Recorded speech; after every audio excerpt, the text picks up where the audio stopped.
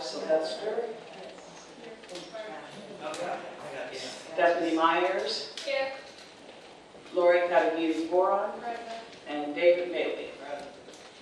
All right, please let the record show that all 9 members of council are present, as well as the council president. And we just had the fire chief enter as well. Community development. Thank you, Mr. Lewis. I have one item that falls under new business. This information was provided to us for the previous work session, and I was not present, so it was placed on hold. And please prepare legislation to create a designated outdoor refreshment area, door for the city of Massillon, under ORC 4301.82. Do we have someone from administration that would like to come forward and we can start discussing this subject? Thank you, Mr. Bailey.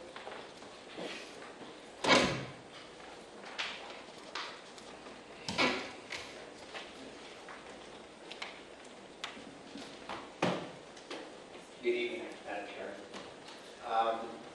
What we have before us is the door, which is the designated outdoor refreshment area for the city of Massillon. Pretty sure most of you know what a door is.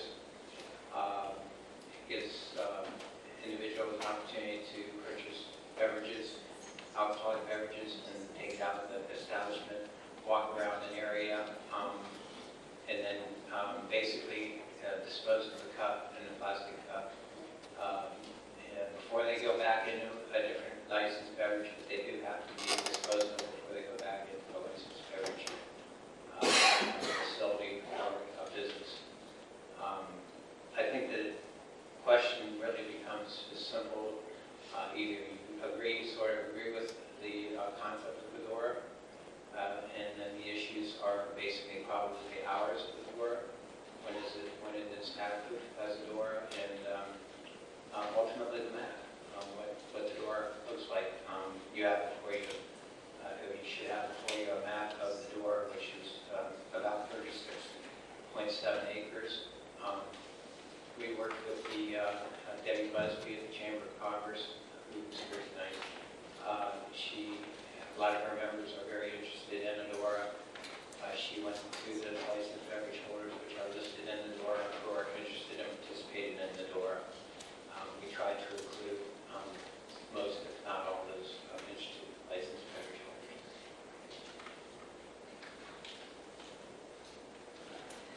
Okay, so I know this was brought up, and I will have Ms. Busby to come up in a little bit, but this was brought up a few years ago. And it really did not get much traction, and I really didn't know much about it. So I reached out to multiple locations, Louisville Council members, now Fulton, to get some feedback on the impact that it has had on their area. Yeah. There's some, I have lots of questions, but they're very detailed.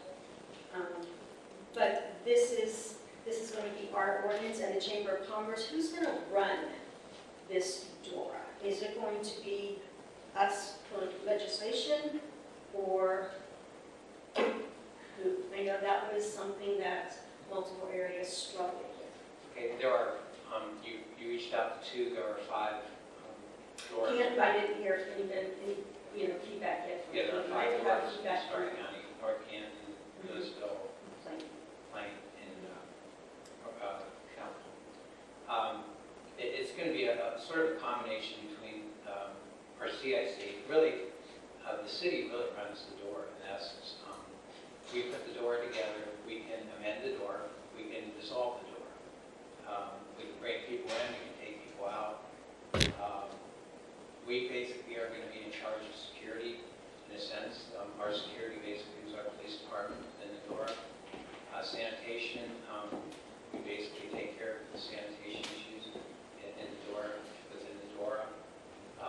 The chamber, in conjunction with our CIC, that's the chamber deputies, the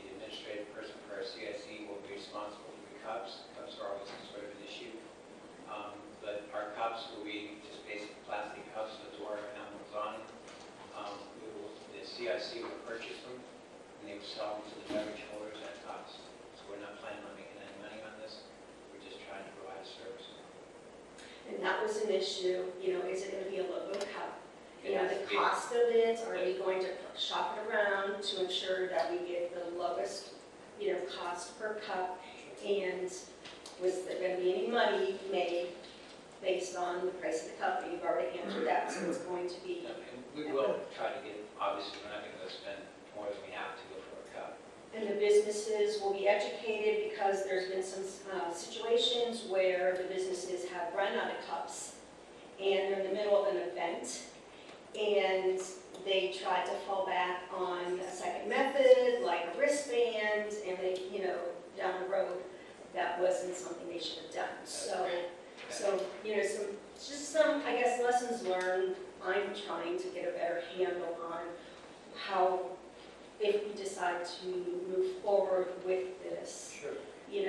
have things in place, have people educated, so we don't make the same mistakes other communities have made. So, at this time, yeah, I would like Debbie to come up if she has any additional information before.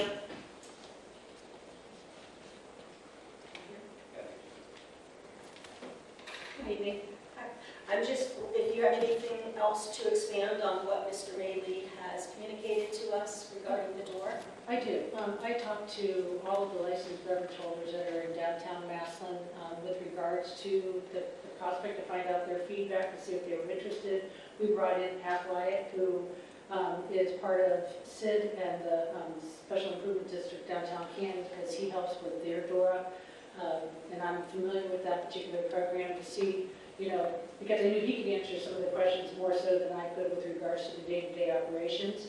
And the cups that, when they did run out, that was during COVID, and we had supply chain issues, or they had supply chain issues, and they didn't go to wristband, but they did go to, what they did was a cup with stickers on it, so they could get stickers. They couldn't get the logo cups in time. So we did reach out to all of the licensed beverage holders within the mapped area to get their feedback and what they thought about the program. And we had every single one of them was interested. We had just one bar that was on the fence. It was yes and no, but everybody else would really like to see the project go through. Looking at the proposed days and times, in the requests that we received, have we taken into consideration like church services based on, the start times on Sundays? We did not consider church services, but those times can be adjusted. Your days can be adjusted. As businesses open and close, that can be adjusted as well. The map can be changed. But, if you want to eliminate Sunday because of church services, that can certainly be something that you, as, city council, can make those adjustments and changes based on your community. Using the other communities as a guide, as a template as to what they've done is always a nice idea, just like what worked, what didn't work. But obviously we're a different community. How do we want to run our door? And I guess just from talking to 3 different individuals, 2 from Louisville, 1 from Canal Fulton, I kept hearing the same thing when they were discussing this topic. They wanted to do their best to consider all options because they wanted to eliminate multiple amendments. They wanted to get it right the first time. They wanted to consider the borders the first time. They wanted to get the times right the first time. They didn't want to keep coming back to council and, discussing revisions to this. And we fully agree with that. These are preliminary, I guess, as far as what, but these are all things we can look at and make a determination whether we want to change the hours, whether we want to change the map. I think those are the two issues that really are the things in question that we really need to come to a conclusion on at a certain point before we move forward. And Canal Fulton just made their map, their area larger to include their new amphitheater. So they did go back to their council because they had the amphitheater, people couldn't get there with their cups. Mr. Daly, would it be possible, I know based on the information provided to us, and I just want to make sure I understand, in section 4, it talks about, in the first sentence, that the area will encompass no fewer than 4 qualified liquor permit holders.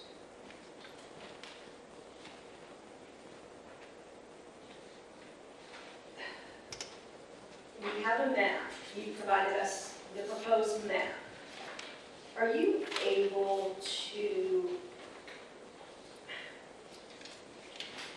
sketch on this map where all of the establishments are located on this map? Because there are concerns that, we do not want to possibly include an establishment that butts up to a residential area. So for me to get a better understanding of where everything is located, are you able to give us more details on the map where these establishments are and go from there? Yeah, I can provide you. I actually brought, and I brought you just like a preliminary zoning map. Okay. Which I can pass out. I don't know if it's going to answer your question. I just know that was something that they considered also when deciding the borders for this area.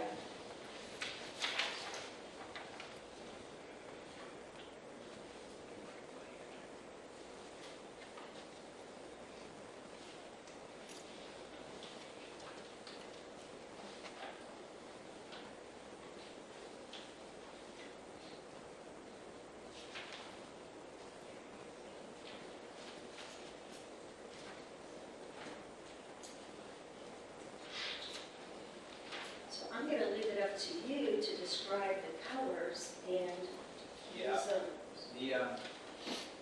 I just put this, printed this out before I came over tonight. The blue is B2. So really the whole district is comprised of B2.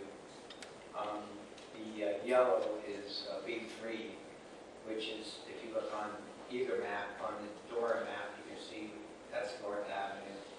So above that is B3. The purple is residential multifamily. And then the green is office. And I think like the light purple is parking P1. Parking lots. I mean, I can try to get you a map with like little X's on it or something if it's helpful, where all the different locations are. Can you tell me there's a pink, a small corner of 2nd Street Southeast, if there's a pink? I think that's B1. Pardon me? Oh, I thought you said light purple. No, the light was purple is, see what it says M as P1 there? Mhm. I think that's parking right there. So that's B1. I think that's B1, I have to look at that. All right, community development members, questions for Mr. Bailey, Mr. Lewis? My first thing is, I think, and I know this was just, something put together for us, but we probably need to modify the time some, in my opinion. I don't know what I think about noon, Monday through Friday, having the door open. I don't know if it's fully necessary. The other thing is, I know it says, may modify for mayor for special events. The one thing that I'm also concerned about is, particularly on Friday nights during the fall, but really anytime any of our student athletes have a big event. We have a tradition, bus comes downtown, the players come out, they greet the fans of the community. We see this frequently during Friday nights on the away games. And I really don't think it's quite a good idea to have adults with their beer mugs out in the streets greeting our high school athletes. So we're just going to make sure that we recognize that on those nights, maybe the door needs to shut down at like 8, so that by the time they get back from the game, it's cleared out. Or if the girls basketball team has a big playoff run and we're cognizant of a big game somewhere, the mayor uses that. It seems a bad look. It would make me nervous having adults out there. And that was one of the feedback that I did get from Canal Fulton. individual because their downtown is family oriented, and having people walk around with alcohol, was something that was a concern. So I think we do need to consider that also. And Madam Chairman, did you get feedback as far as there was issues with people? I have not gotten. yes, I have not gotten from the two individuals from Louisville and from the individual from Canal Fulton so far that I've spoken to. There have been 0 issues when it comes to safety issues or interactions with And that's kind of what I've heard from the different board. I've talked to North Canvasville, and I spoke to the mayor briefly at Canal Fulton. They said they haven't had any problems. I can understand that some people aren't comfortable with people walking around with, a drink, and that just may be their nature, but I haven't heard of any issues. So. They said that, I think it was Louisville, had signage like throughout the borders, so individuals knew where they stopped, and also on the establishments if they were. Yes, there'll be sign. Yeah. I think I read 11 signs. Yeah, that's what we're proposing. We can add more to if we need to. The other thing is that there's another area that people don't realize that if you're not a licensed beverage, if you're just a merchant within the door, you can put a sign. We designed some type of sign that they can put on the window or the door, allowing people to come into the business with their beverage of choice and take a look around. That's another option for people if they want to, only if they want to. Yeah, I don't necessarily have an issue with people walking around. It was just when we know we're bringing student athletes around. That's my, and I know there's going to be minors down there anyways. Parents will bring their kids down, or the random group of 17-year-olds might just be walking through downtown at the same time, and you're having that. It's just more about the celebratory nature of it. And the acceptance. I would just want to safeguard against it. That was my only concern about the times. Anyone else from community development have any questions? I'll open it up to other council members. Mr. Stevens. Thank you. My first question is, who's going to pick up all the trash? We have trash, I believe, we've got 30, last time we counted was 30 trash facilities in the door, and that's being done through our street clerk. So when people are throwing their empty beer cups on the ground, because it's going to happen, who's going to go out and clean up the mess? Well, I guess our street department will maybe have them do some, but hopefully it's an issue. Once again, I can't speak to this, we don't have it, but I haven't heard any issues with regards to the other communities having any trash issues per se. We hope people are responsible. I know they won't be that way, but hopefully the majority of them will be. There's enough trash facilities throughout the area when they're walking around, and they'll be able to toss it into a container versus just toss it into the street. My second, That's another issue that that the plan has to go. I think it's every 3 months, I think it's every 3 months that we evaluate what's going on with the plan, and we try to adjust to it. thank you. My second question is, you said the police department's going to handle security. Are there going to be officers on foot downtown walking around, or how are we going to address that issue? From my understanding, there won't be any additional foot patrols per se during normal hours. Of course, when we have events, we have foot patrols normally, and if there's bigger events, concerts, stuff like that going on, or a special event. I've spoken with the state service director and the police chief. Specifically, we have the police chief with regards to that. He feels very comfortable with what we're discussing here. Thank you. Mr. Gray. Thank you, Mrs. Kramer. I want to follow up with Mr. Sluice's question as far as the trash. I would think we make it, I don't know if it's a requirement, it's maybe too strong a word, but a understanding that the participants in the door would clean up their own property, right, and the sidewalks outside of their businesses. I think that's legitimate, yes. So I think it would bear stating in the agreement or whatever, the door rules that we put in, that's an expectation of the property owners. My question is, what's the projected cost to the city for this? Because we're going to have increased sanitation needs, increased security needs. I don't see it as being any increased security needs as of right now. I think basically we're going to do what we've been doing. I don't see anything additional at this point. So I don't have an answer for that as far as cost-wise. And I also don't see anything additional to, if we start having to empty trash containers on a more regular basis than what they normally do, we'd have to evaluate that. Right now I don't have a number for that. So, especially during, say, events that are taking place at Duncan Plaza, with bringing more people, and now with the door and hopefully more people downtown, we don't think we need more security? Security is not my issue. Security, I think, if you want to discuss security, I could bring in the police chief and he could discuss that with you more. But I think, like I said before, he feels comfortable with what we're currently doing with regards to our downtown. And then the special events, I know they do heightened security when there's special events going on. So I don't get the impression there would be a lot more. That could be adjusted also, though. Yeah, I think it would be good to hear from the chief regarding that, because it just seems to me our police department's already understaffed. We know that, it has been. And then we're going to place this additional, it's got to have an impact. I mean, we want it to have an impact. We want more people to come downtown and enjoy our businesses and everything that Massillon has to offer, but I just think there's got to be an impact, and if there's going to be an increased security need, probably an increased sanitation need. If that's the case, it's going to be increased costs. So, Which we hope happens. right. So yes, I would like to have the chief present at the next work session along with Tom. Yes, to speak to the increase of trash.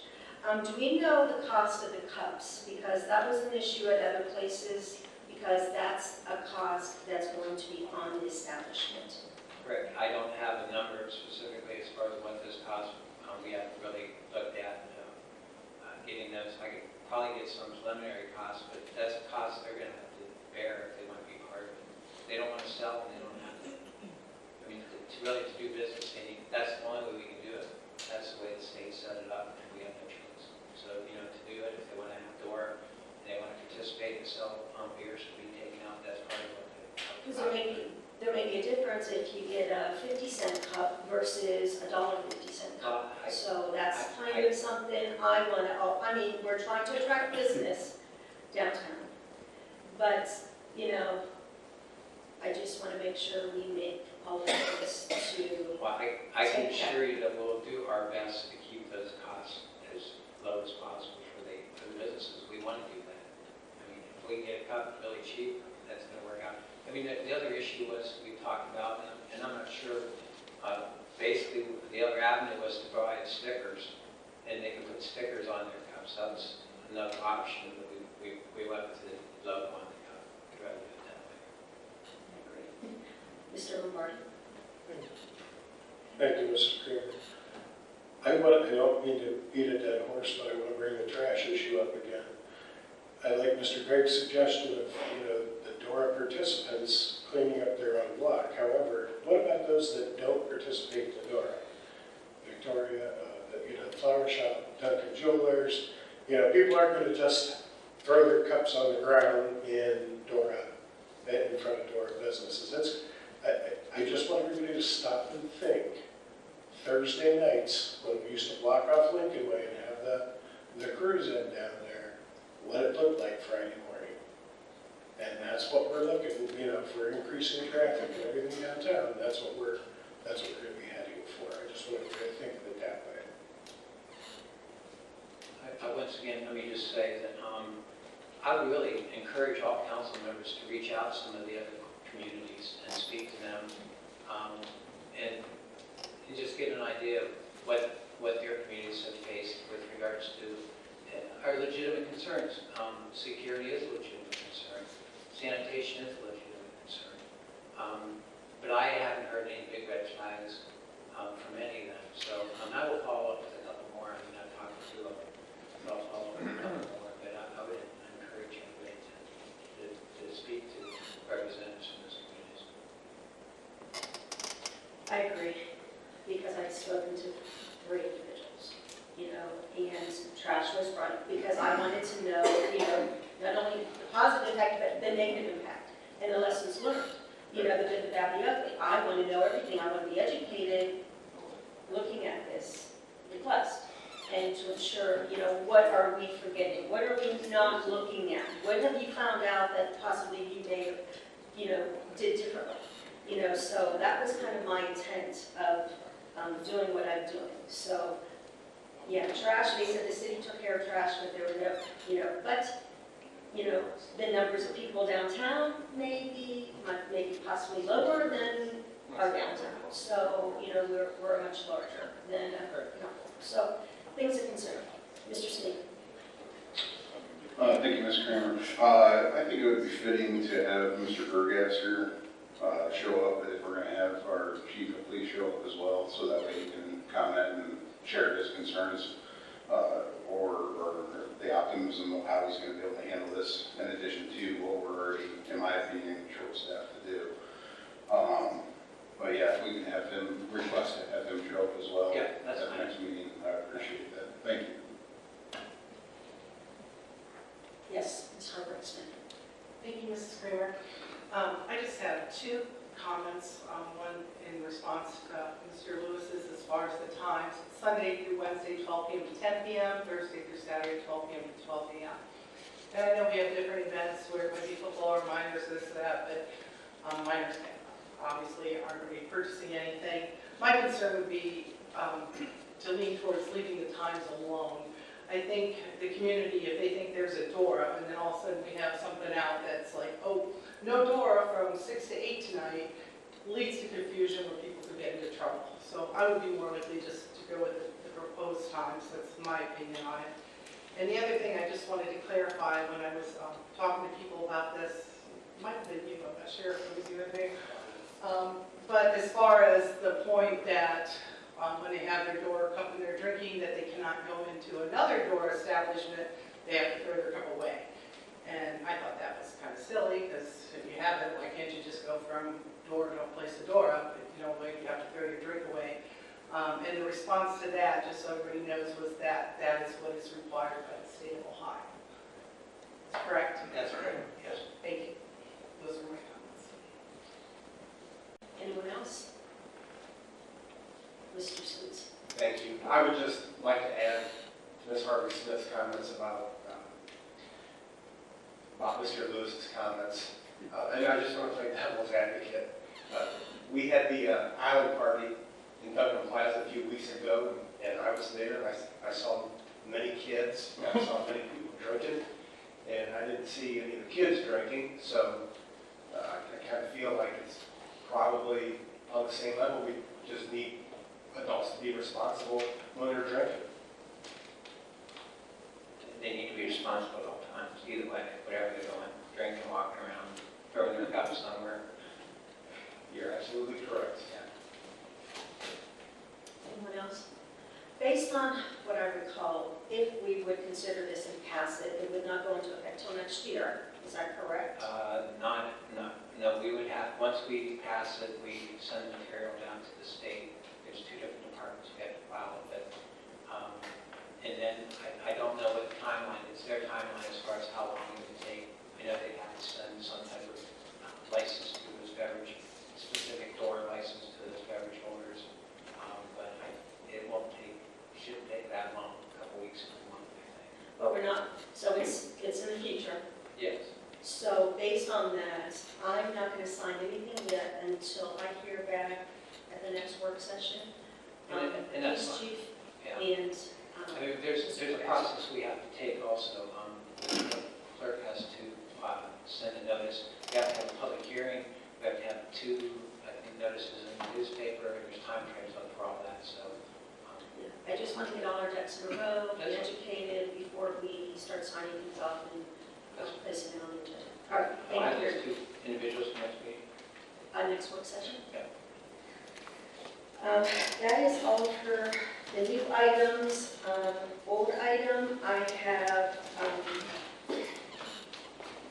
the rezoning request of the 3 parcels on Oak Avenue, 134, 138, 144.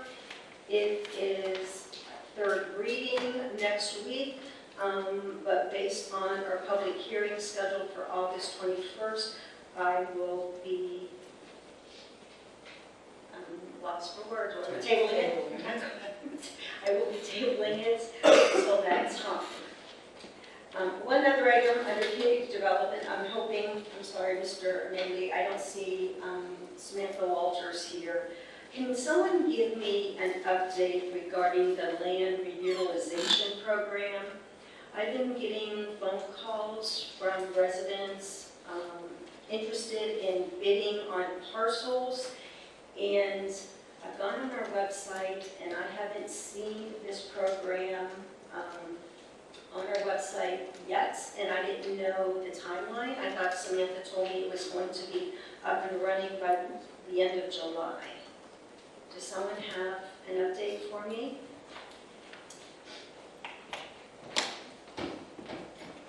I mean, Councilwoman, just fortuitously, Samantha asked me a question today about advertising the properties for sale.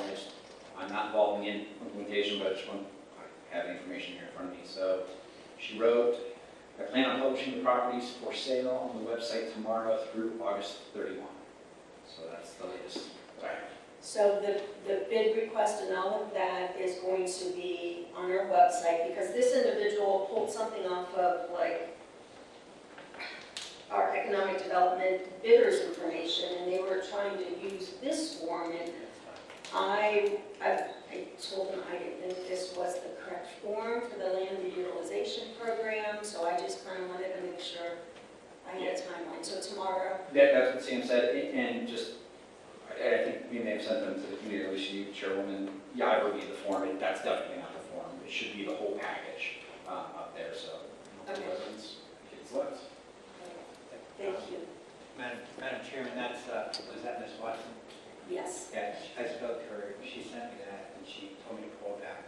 And yeah, I think if we don't have it out by tomorrow, probably by the end of the week, we'll have something up, ready to go.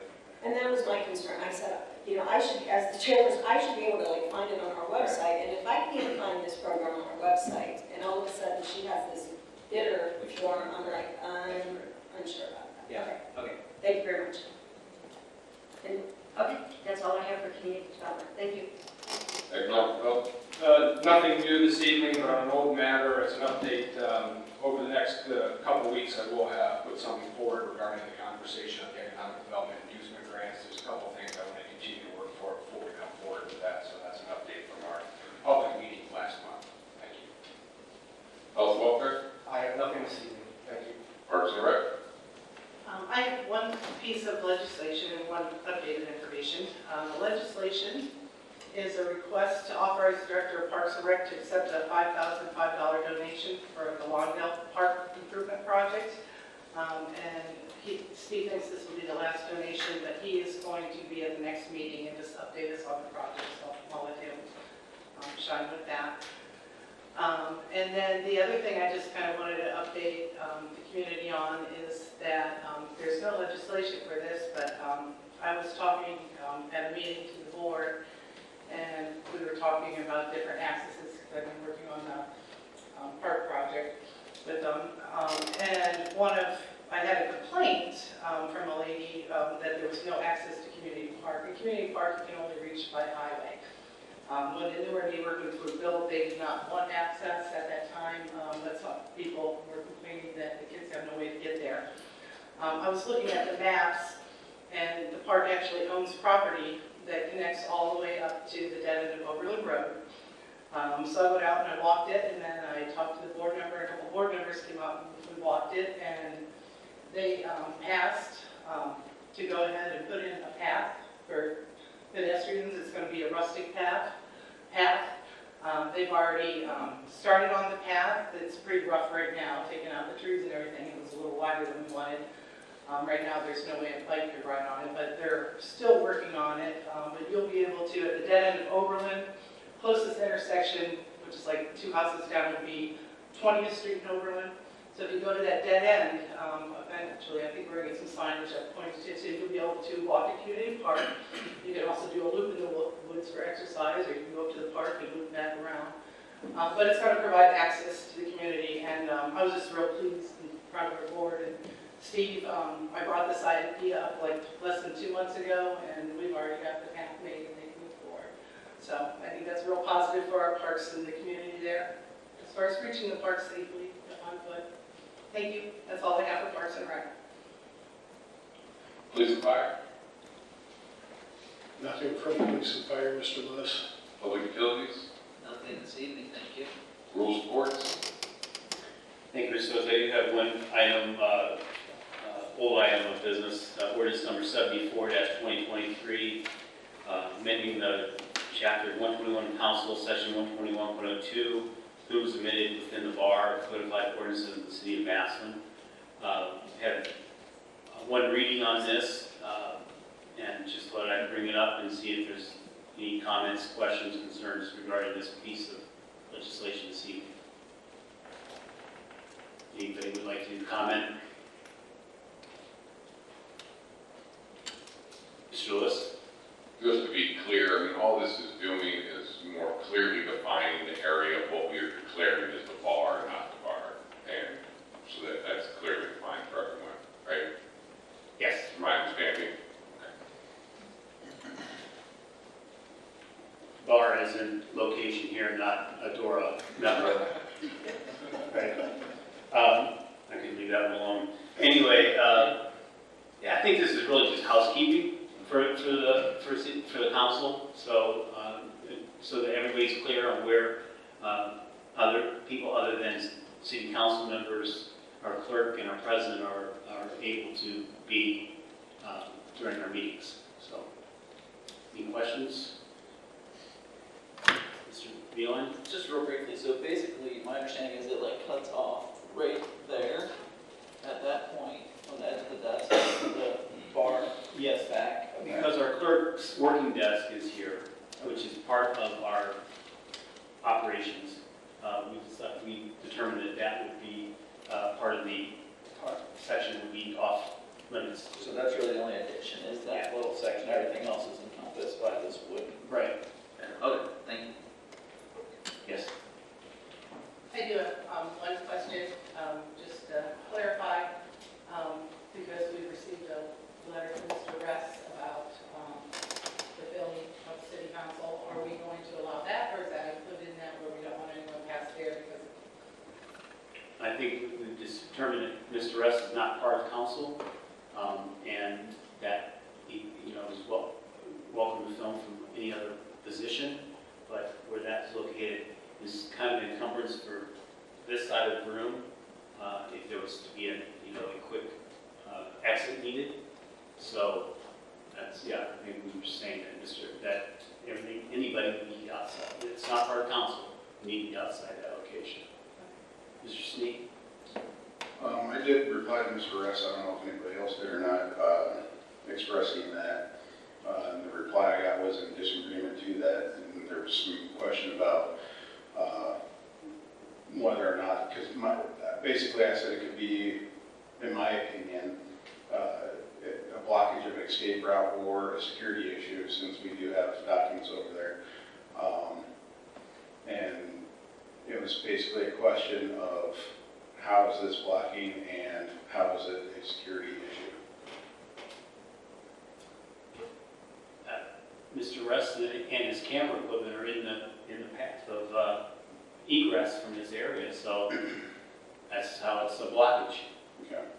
And that's basically how I responded. It was just an agreement to disagree. The other issue I just want to state is I'm struggling with this because my conviction has always been to represent my constituents, which Mr. Ress is my constituent. So unless I hear, while I do agree, unless I hear, I'm probably going to have to vote no to represent my constituents, unless I hear otherwise. So it's just a matter of comment. So thank you. I understand what you're saying, but you got a lot of other constituents, right, that may agree with it. Yeah, and if I hear from any of them, then I'll do what I always have done and weigh the differences. I mean, we had a very difficult subject that brought up was, what, about a month and a half ago, and that went on for over 11 weeks. And it was overwhelming to vote a certain way, and I did, even though I had, again, I'm trying to stay impartial one way or another and be the voice of my constituents. So unless I do hear from another constituent saying, hey, we agree with you, this is a blockage, this is a security issue, then I would be inclined to vote yes. But for right now, I've heard, the only objection I've heard is one no directly from my ward, if that makes sense. So to keep in consistency, I'm probably going to get outvoted, and that's fine. But I believe that's what we're elected to do, so that is what I'm going to do. Unless, again, I hear differently by then. Understood. Thank you. Mr. Lombardi, since this seems to impact you the most, do you have a comment? Yes, I do. I'm the one who actually introduced this legislation. I believe that the area back here, there can be anything on Diane's desk or laying around. Clerk, council clerk related, I believe that is all confidential until it's time to be made public. It's also, as far as I'm concerned, I've run into the tripod twice in the past couple of months, one going to an executive session and one going to Diane's desk. It is a safety hazard. Egress from here, if there was a quick departure needed, it's not only me, but it's all of us that would be coming this way. So I believe that filming outside, the bar from that corner or any other vantage point, that he's not blocking access, should suffice just as well as where he's at. Mr. Sneak? Would I be allowed to make a request, or since we do have Chief out here, to find out if that is a blockage, a fire blockage? If Chief Hepp would be willing to comment? Sure. The question is Mr. Morris's tripod over there considered a fire blockage from an escape route? You could have to go back in and verify the fire code and the fire prevention bureau to verify. If you're looking at the access there between the desk and the wall, was there like talking about? Exactly. Yes. So Would that be considered a blockage for an evacuation route? it's a temporary impediment. Probably would be considered, but I verify that before I Sure. finance it. Thank you.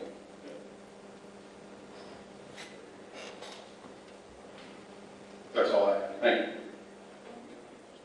Thank you. Any other comments, questions? All right, so we've given this first reading. I will probably bring this forward for a vote next meeting. And that's all for rules and courts. Streets and highways. Thank you, Mr. Lewis. I do have one new piece of legislation that was brought up in the streets meeting prior to our report session. It is for the advertising and bids to secure a contract with the lowest and best bidder upon approval of the Board of Control for Lake Avenue and Amherst intersection improvement project. The cost is estimated to be $325,000. It is considered an emergency in order to accelerate the bid opening and work begin as soon as possible. The only question I had, and I'm very much for this, the only question I had was the training for the video cameras. Ms. Sylvester, can you elaborate on what the video detection system is and who's monitoring and training for that? Sorry if I can put you on the spot here.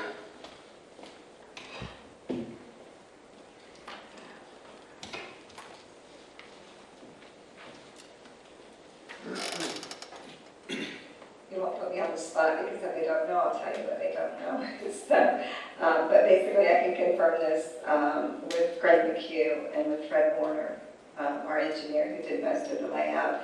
But basically the video detection systems are what we have that you'll see on traffic signals, especially our newer traffic signals.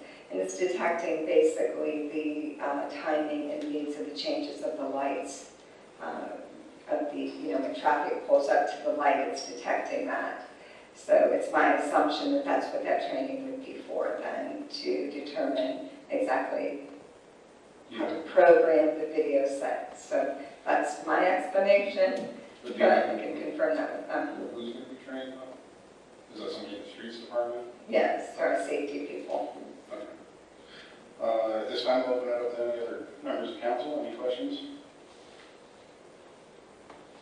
Thank you, Ms. And I will send you an email on that tomorrow, or have Greg or Fred send it to you, for sure. Okay. I will ask that this be put on the legislation, or the, for Monday's meeting. And that is all from the streets and highways. All right, thank you. Finance, we have a few pieces here. We have that $325,000 appropriation to coincide with the legislation that we just spoke about out of streets and highways. So we're going to sign that. And then discussion. We have please prepare an ordinance to appropriate from the unappropriated balance to $150,000 for expenses related to income tax refunds. Ms. Cuddy, I see you've been here with us. Is this the one you're here for? Sure. You can just come to the back one. I'm sure this will be a quick one. I'm just assuming we've had more refund requests than what we budgeted for. Yes, it's always a hard to pinpoint how many refunds you'll have. We did have some work at home that from some of the agencies that caused us a little overage. I'm hoping that this 150 takes us to the end of the year. I'm not going to make a promise. That is my hope. But yes, and so we need to issue our refunds in a certain amount of time, and this will be able to do that with this. Thank you. Anybody have any other questions? All right. This next piece is please prepare a resolution to approve the attached 2024 Stark County tax budget for the city of Massillon. This needs to be approved in order and with enough time to get to the Stark County Budget Commission by August 20th, 2023. So we would have to pass this on first reading. This is not the actual budget of the city. This is what we use to demonstrate to the county or warrant the reason we have certain liens and what our wish list and what our possible projections could be. We do have the deputy auditor present. If anybody has any questions tonight, otherwise we'll be in front of us on Monday and I would be moving to move forward with it.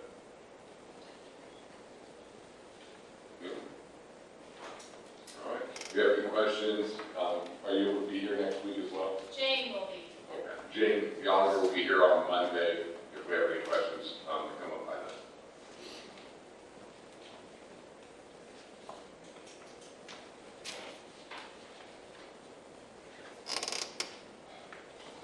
All right, transfers. All right, fire chief. Why you came tonight, I'm sure. Reducing the ambulance purchase account by $41,000 and putting it into fire department equipment. Chief, do you want to speak to this? Or someone else? I just assumed that's why he was here. You're correct. Yeah. I'm sure Lori can back me up. Good. Yeah. So, the capital budget for 2023, the normal capital 1401-2531, which is fire department equipment, normally carried $300,000. This year it got split between the fire department equipment and the ambulance purchase account. We're not purchasing an ambulance this year, and we would use EMS revenue as best as possible to do that. So all we're doing is aligning the budget from the ambulance funds of the ambulance purchase account into the fire department equipment. We've got a couple expenditures we want to try and do, update the cardio equipment that's 15, 16 years old, as well as purchase a trailer for road equipment and technical rescue equipment. So in order to do that, we need to realign that budget. That's what the request is for. Anybody else have questions for the chief? Thank you. I do have a question for Ms. Cottage before I'm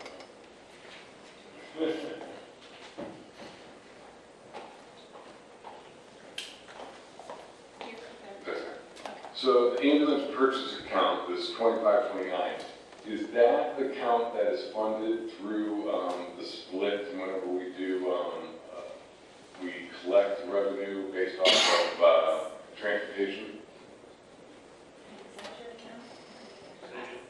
The ambulance account, that's not the one. He's asking. It's the one, so I think what part of the confusion. I apologize, I don't know the account number off the top of my head. So how's that one funded? The ambulance purchase account?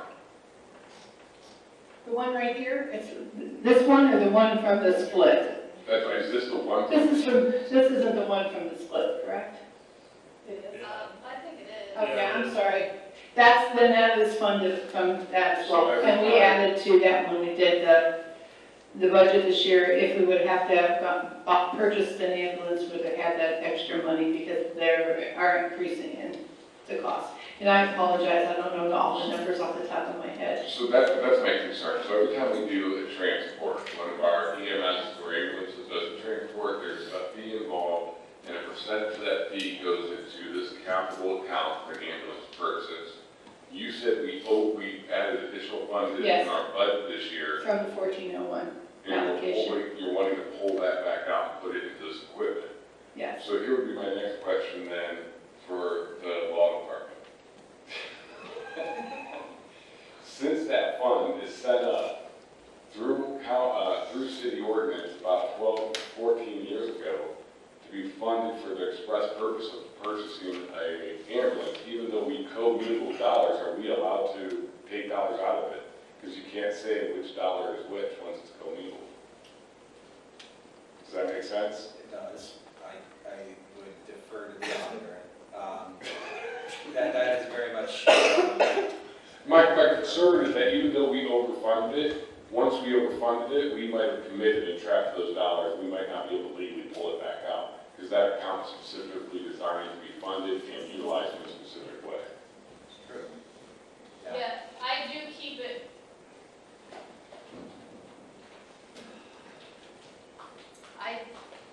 I do keep track of the 1401 and I separate out what is the ambulance purchase portion. The police also transport has their own, and I can't remember, there was a fourth one. So I feel like if you're going to take it out of the ambulance for the budget, you would really be taking it just from the regular 1401, and I would give it back to the ambulance. Does that make sense? No. Like where I'm keeping track of it on my. No, you lost me. I'm sure that Yeah. makes sense to everybody but me, maybe. So, okay, so how much do we know off the top of our head, how much at the beginning of the year we put in additional funds? 110, So we put that up, was the expected revenue, or? No.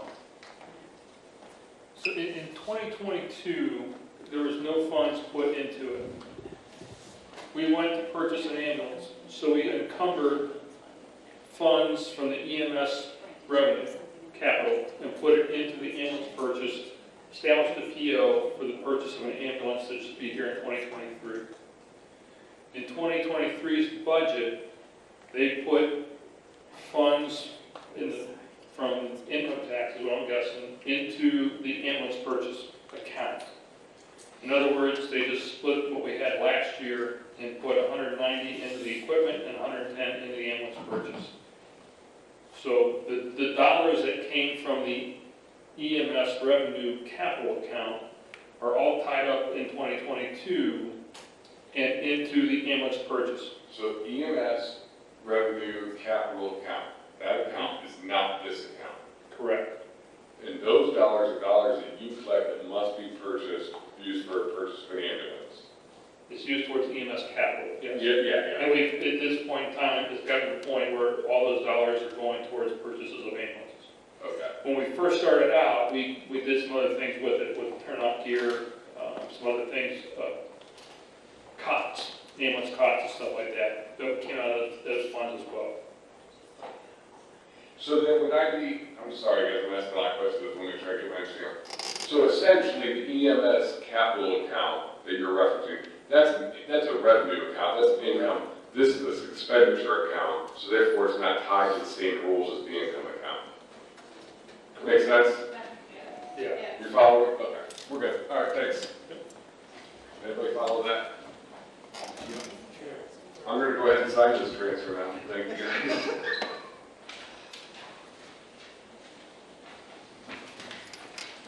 All right, the next one, income tax. Reduce salary of income tax staff by 1,000, PRS by 500. And placing it in the health, dental, tax administrator salary and supplies. And this is to realign the budget. Any questions?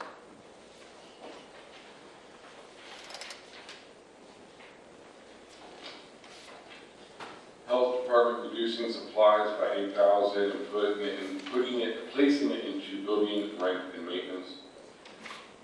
Ms. Sylvester, do you know anything about this?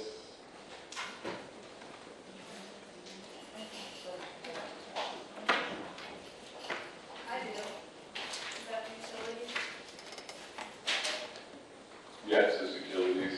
Is it Yeah. just a new location? Yeah, but if we're paying it for.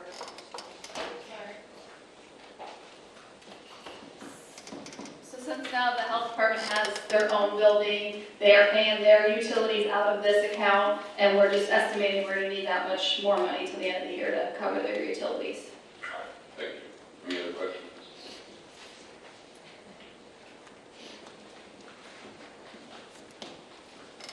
And then the last one, and I think this is really relevant today, that someone's comment about our short staffing in the police department, reducing the salary by $250,000, $969 for police, and placing $250,000 into overtime, and also some of the salary goes to the police clerks.